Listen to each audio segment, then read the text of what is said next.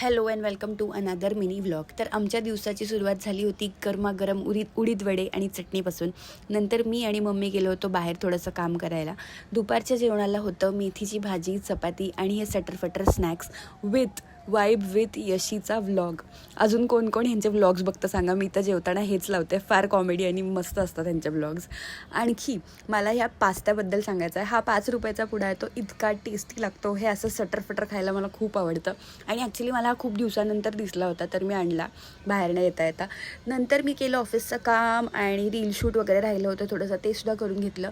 संध्याकाळी 7ची माझी चालली होती मीटिंग आणि येत होता पाऊस. तर मम्मीने मला मस्तपैकी गरम गरम चहा आणि वरती साई टाकून दिलं होतं. तर मीटिंग चालू होती आणि एका साईडला मम्मीने केली होती दही वड्याची तयारी. ऑब्व्हियसली सकाळी उडीद वडे आहेत म्हटल्यावरती संध्याकाळी दही वडे तर बनणारच. काही टेस्टी झाले होते. बनवताच मम्मीने मला एक असा पटकन टेस्ट दिलं त्याचं. अगदी माझ्या तोंडात विरघळलं आहे. काय भारी लागत होते यार. मला बघून अजून खावेसे वाटतात. खूप टेस्टी झाले होते. नंतर मी एक कॉल अटेंड करता हे दहीवडे संपवले आणि आम्ही गेलो होतो FC रोडला बसायला. 11:30-12च्या आसपास झाले होते आणि इकडे काय गर्दी होती. मी ह्याची स्टोरी पण टाकली होती. ही गर्दी बघून डिंपी आणि मी म्हटलं असं वाटतं झॉम्बी अटॅक झाला आहे त्या दुकानावरती. एवढी गर्दी होती वेड्यासारखी. तिथून आम्ही कॉफी घेतली आणि नेहमीच्या आमच्या कट्ट्यावरती जाऊन गरमागरम कॉफी पिली गुडलकच्या इथे.